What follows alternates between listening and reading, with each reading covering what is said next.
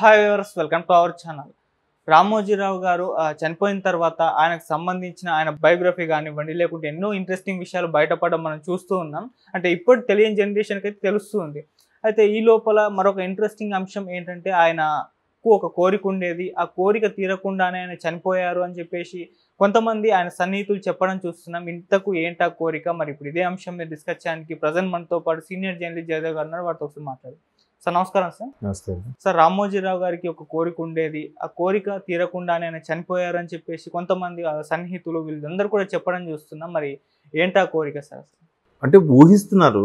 ఆయన విజయం వచ్చిందని పొంగిపోయే మనిషి కాదు, లేదంటే అపజయం వచ్చింది కానీ కుంగిపోయే మనిషి కాదు. ఎన్నో ఎత్తుపల్లాలు చూశాడు, ఎన్నో డక్కా ముక్కాలు తిన్నాడు. చాలామంది చెప్పేది ఏంటంటే, సైకిళ్ళ మీద పచ్చళ్ళు అమ్ముకునే ఈయన ఈ స్థాయికి ఎలా వెళ్ళాడు అని అంటారు. ఎన్నో చేశాడు ఆయన. మేజర్గా కనపడేవి ఫిల్మ్ సిటీ, ఈనాడు టెలివిజను, అలాగే ఉషాకిరణ్ మూవీసు, తర్వాత ఈనాడు ప్రింట్ మీడియా, తర్వాత కళాంజలి, డాల్ఫిన్ హోటల్సు, ఇట్లా కొన్నే మనకు తెలుసు. ఇంకెన్ని చేశారు ఆయన కెరీర్ స్టార్టింగ్లో, ఎంత ఇబ్బంది పడ్డారో, ఎన్ని కష్ట నష్టాలు. ఫస్ట్ 69లోనే అన్నదాత పత్రికతోని మీడియా ప్రయాణం స్టార్ట్ అయింది. తర్వాత 74 నుంచి ఇంకొక రెవల్యూషన్. మీరు అబ్జర్వ్ చేస్తే ఈనాడు పేపర్కు ఉండే ఆ ఫాంట్ సైజ్ కానీ, ఆ ఫాంట్ స్టైల్ కానీ ఇంకా దేనికి ఉండదు. మీరు అబ్జర్వ్ చేయండి. మరి అది ఎట్లా సాధ్యమో, ఎట్లా పేటెంట్ తీసుకున్నారో, ఆ టెక్నిక్ ఎలా ఉంచారో తెలియదు. కానీ ఆ అద్భుతం, దాంతో పడగొట్టాలని గతంలో చాలా ఒక టైంలో వార్తా పేపర్ అయితే దానికి పోటీగా వచ్చింది కూడా. బట్ తర్వాత సాక్షి ఎన్నొచ్చినా ఇవన్నీ వన్ సైడ్ చూపిస్తున్నాయి కదా. అది అలా కాదు కదా. ఇప్పుడు ఈనాడంటే మేము మీడియాలో చేసినప్పుడు ఎలా ఉండేదంటే, ఏదైనా ఇన్సిడెంట్ జరిగింది అనుకోండి, అక్కడ నుంచి మనకి ఇంకా మా రిపోర్టర్ నుంచి, మా స్టాఫర్ నుంచి ఇన్ఫర్మేషన్ రాలేదనుకోండి, ఆల్రెడీ TV9లో వస్తుంది, TV5లో వస్తుంది, లేదంటే నేషనల్ ఛానల్లో కూడా వస్తుంది. మనకు రాలేదంటే ఇంకా ఇన్ఫర్మేషను, మన రిపోర్టర్ ఇవ్వలేదంటే ఏం జరిగింది అంటే, వాడు ఫోన్ చేసి బాబు ఇట్లా బ్రేకింగ్ వస్తుంది కనుక్కో అంటే, అవునా సార్ నాకు ఇంక ఇన్ఫర్మేషన్ రాలేదని చెప్పి వాడు ఆ పనిలో ఉండేవాడు. మేము వీళ్ళకి ఎంక్వైరీ చేసేవాళ్ళం, మేము బ్రేకింగ్ చేసేవాళ్ళం కాదు.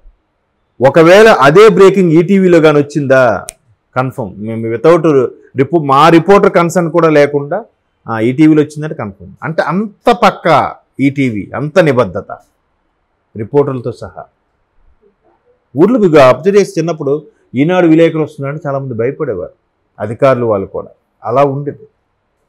సో అటువంటి రామోజీరావు గారు ఎన్నో. ఇప్పుడు ఫిల్మ్ సిటీ అండి, అంతర్జాతీయ ప్రమాణాలతో ఉన్న ఏకైక ఫిల్మ్ సిటీ నాకు తెలిసి వరల్డ్లో నీకు ఎక్కడ లేదు. అన్ని ప్రామాణికాలు కూడా ఉన్నది.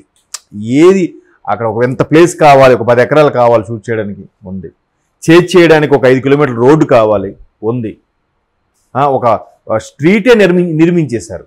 అవునా? అన్ని ఫ్లోర్లు, సెట్టింగ్లు, స్టూడియోలు, గోడౌన్లు, ఒకటి కాదు అంతా. ఇప్పుడు రాజమౌళి గారు చూసారా, భావోద్వేగాన్ని లోనయ్యాడు ఆయన. రామోజీరావు గారు లాంటి స్టూడియో లేకపోతే నేను ఎంత సులువుగా తీసేవాడిని కాదు. అంతే కదా, కంఫర్ట్. ఏది కావాలన్నా అందులోనే. మిగతా వాళ్ళకి కాదు, ఇది కావాలి అక్కడికి వెళ్ళి తీసుకురావాలి, ఇక్కడికి వెళ్ళి ఇది తీసుకురావాలి, అన్నీ ఎక్విప్మెంట్తో సహా అన్నీ ఉన్నాయంట. బాలీవుడ్, హాలీవుడ్లో కూడా కొన్ని వచ్చి తీసుకుంటున్నారుగా ఇక్కడ చూసి. సో అంతర్జాతీయ ప్రమాణాలు అదొక ఫుల్ఫిల్ అయ్యారు. ఛానల్స్ ఇప్పుడు ఛానల్ 20-30 ఏళ్ళ కిందటే ఆయన గెస్ట్ చేశాడు. ఆయన 25 ఏళ్ళ కిందటే ఛానల్స్ రాబోయే రోజుల్లో ఇంత ఖ్యాతి ఉంటుంది. So 24 hours first Telugu news channel కూడా ఈటీవీ2. మీకు తెలుసా, ఆగస్టులో ఇప్పుడు స్టార్ట్ అయింది. అఫ్కోర్స్ ఆ తర్వాత అక్కడ 2-3 నెలల తర్వాత TV9 ఇవన్నీ వచ్చాయి. కానీ డిసెంబర్ నుంచి ఎప్పటి నుంచి వచ్చినట్టుంది, నవంబర్ నుంచి TV9. ప్రతిదీ కూడా రెవల్యూషన్ అన్నీ. ఇంకొక మీరు అన్నట్టు ఆ కోరిక ఏంటి అయిండొచ్చు అంటే, ఓమ్ సిటీ అని ఒకటి ఉంది. ఆ ఓమ్ సిటీ చాలా భారీగా ప్లాన్ చేస్తున్నారు. దాని ఫిల్మ్ సిటీకి ఆనుకొనే. దానికి మన మాజీ ముఖ్యమంత్రి కేసీఆర్ గారు కూడా వెళ్ళి శంకుస్థాపన చేశారు. చాలా ఇంప్రెస్ అయిపోయారు ఆయన. ఉద్యమం టైంలో ఏవైతే విమర్శలు చేశారో ఆ విమర్శలన్నీ కూడా వెనక్కి తీసుకుంటున్నా అని చెప్తూనే, ఇది నిజంగా ఒక గ్రేట్ అడ్మినిస్ట్రేటర్కి, ఒక కళాత్మక దృష్టితో ఉన్న రామోజీ గారు లాంటి వారికి ఇటువంటి సాధ్యం. మేబీ అది ఓపెన్ అవ్వలేదు, అదొక కోరిక అయ్యుండొచ్చు అని అనుకుంటున్నాను.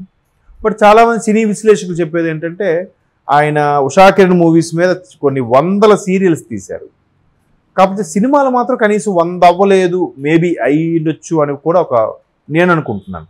ఎందుకంటే శ్రీవారికి ప్రేమలేఖ చాలా బ్లాక్ బస్టర్. అప్పుడు శ్రీవారికి ప్రేమలేఖ జంజాల గారి సినిమా ఎలాంటి అద్భుతమైన సినిమా. తర్వాత మయూరి అని ఒక సినిమా తీశారు, నాట్య మయూరి. అదేంటంటే సుధాచంద్రన్ అని ఒక ఆవిడ యాక్సిడెంట్లో కాలిపోతే జైపూర్ లెగ్ పెట్టుకొని తర్వాత డ్యాన్స్ ప్రాక్టీస్ చేసి అంతర్జాతీయ స్థాయిలో ఆవిడ డ్యాన్స్ ప్రోగ్రామ్స్ ఇచ్చింది. ఆవిడ తర్వాత నుంచి జైపూర్ లెగ్ ఇవన్నీ ఫేమస్ అయ్యాయి. సో అటువంటి ఆవిడ జీవిత చరిత్రని స్టోరీగా తీశారు. అదే మయూరి సినిమా. అది రామోజీరావు గారు ప్రొడ్యూస్ చేశారు. దాంట్లో ఆ సుధాచంద్రన్ ఒరిజినల్ ఆవిడనే తీసుకొచ్చి పెట్టి నటించి చేయించారు కూడా. ఆవిడ దాని తర్వాత చాలా సినిమాల్లోనూ కొన్ని సినిమాల్లో సీరియల్స్లో కూడా అత్త క్యారెక్టర్లు కూడా చేశారు, చూశాను. సో అట్లాంటివి ఎన్నో. ఇప్పుడంతెందుకు తరుణ్ ఇంట్రడ్యూస్ చేసింది రామోజీరావు గారు, నువ్వే కావాలి. జూనియర్ ఎన్టీఆర్ యాంగ్ టైగర్, నిన్ను చూడాలని ఆయన ఇంట్రడ్యూస్ చేసిందే. తర్వాత ఉదయకిరణ్ చిత్రం సినిమా ఆయన ఇంట్రడ్యూస్ చేసిందే. శ్రేయ, హీరోయిన్ శ్రేయ ఇష్టం సినిమా రామోజీరావు గారిది, ఆయన ఇంట్రడ్యూస్ చేసిందే. ఇలాగ చాలామంది, నాకు ఇప్పుడు జనరేషన్ కొన్ని చెప్పుకోగలుగుతున్నాను, ఇంకా చాలా ఉన్నాయి, చాలా అద్భుతాలు ఉన్నాయి. సుమారుగా 87, 88 సినిమాలు ప్రొడ్యూస్ చేసినట్టున్నారు. ఈవెన్ నాగేశ్వరరావు గారు లాంటి మహానటులతో కూడా డాడీ డాడీ అని ఒక సినిమా కూడా తీశారు. అట్లా చాలా చేశారు. మేబీ ఒక 100 అయినా అయి ఉంటే బాగుండేదేమో, అవి ప్రొడ్యూస్ చేయలేకపోయారు. అంటే ఈ సినిమాల మీద కూడా ఎంత ఏ రంగం పెట్టుకుని ఒక ప్యాషన్ అండి. దానికి ఒక ఎగ్జాంపుల్ చెప్తాను సినిమాలు అంటే.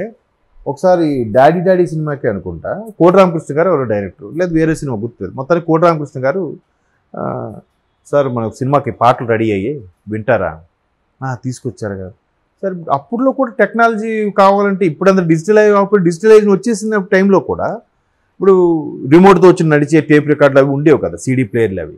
దానికి బాక్సులు ఓఫర్లో పెడితే మంచి మంచి సౌండ్ వచ్చేది.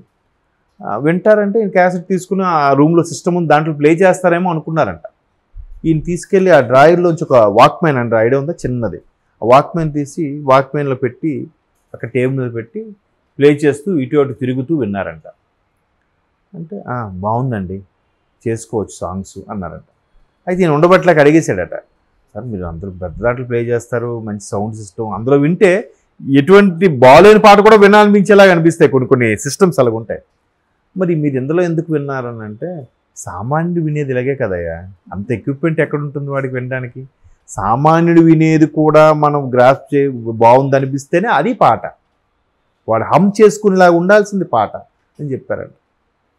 చూడండి ఎంత చిన్న విషయాలు కూడా ఎంత విశదీకరించి మాట్లాడడం అనేది ఒక రామోజీరావు గారికి చెందిందని ఆయన చాలా సందర్భాలు ఇంటర్వ్యూలో కూడా చెప్పాడు. కాబట్టి మేబీ ఆ సినిమా 100 అవ్వలేదని అదో కోరిక ఉండిపోయి ఉండొచ్చు. నేనైతే ఓమ్ సిటీ కంప్లీట్ అవ్వకుండా వెళ్ళిపోయాలనుకుంటున్నాను. ఇంకొకటి ఉంది, ముగిస్తా ముందు. రేపు ఆగస్టు 2024కి ఈనాడు స్టార్ట్ చేసి 50 ఏళ్ళు, ఆ 50 ఏళ్ళు చూడకుండానే వెళ్ళిపోయి ఉండొచ్చు. అది కూడా తీరని కోరిక అయి ఉండొచ్చు. కొంత మానసికంగా కూడా ఇబ్బంది పెట్టేగాక ప్రభుత్వాలు, దానివల్ల కూడా అయిపోయింది. మొత్తానికి చూద్దాం, ఆ తర్వాత వారసులైనా అది ఫుల్ఫిల్ చేస్తే ఆయన ఆత్మకు శాంతి కలుగుతుందని అనుకుంటున్నాను.